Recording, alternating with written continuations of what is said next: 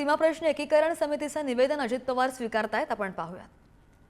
महाराष्ट्राला ये ना आम्हाला ये तर कोणी सीमा प्रश्नी एकीकरण समितीचं निवेदन उपमुख्यमंत्री अजित पवार स्वीकारत आहेत आणि त्या व्यक्तींची चर्चा सुद्धा करतायत।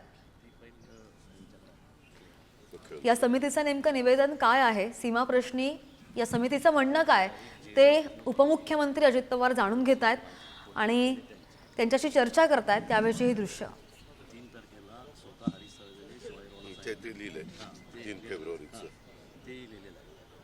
शिवाजी जाधवांशी पण बोलतो। शिवाजीराव जाधवांना फोन लावला, ते वकील नाहीत का आपले? एक एक तर ऐकून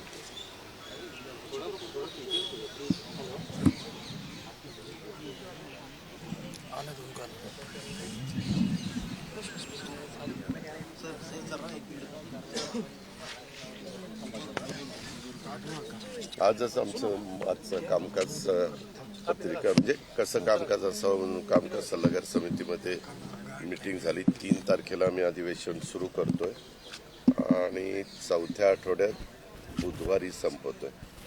म्हणजे 4 आठवडे आमचं अधिवेशन चालणार आहे। आमचं 3ला सुरू होईल, 10ला अर्थसंकल्प आम्ही सादर करणार आहे। साहेब आमचं म्हणणं कसं की हा विषय परत आम्हाला तिथं यायचं नका। बरोबर आहे, ते दिलेलं मी वाचलं सगळं, फार बारकाईनं वाचलं, तुम्ही काळजी करू नका बरं काय साहेब। शिवाजीराव अजित बोलतो ना, काय पद्धत झाली, काय मीडिया, काय थोडं सत्कारच केलं पाहिजे सूत्रांची। अधिकची माहिती घेऊन आमचे प्रतिनिधी शिवाजी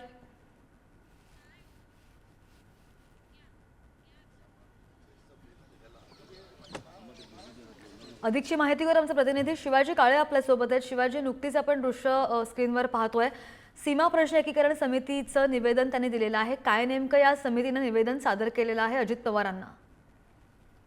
पाहिलं तर अशा पद्धतीने या ठिकाणी निवेदन जे आहे ते देण्यात आलेलं आहे अजित पवार यांना।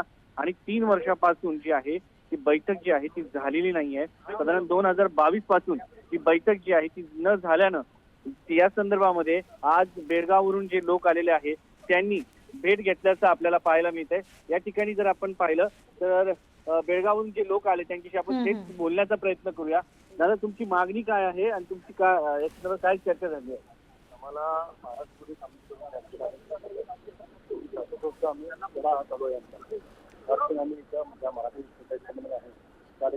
शिवाजी यांना पुन्हा एकदा जोडण्याचा प्रयत्न करूया। काय होतं या निवेदनामध्ये तेच आपण जाणून घेण्याचा प्रयत्न करत होतो।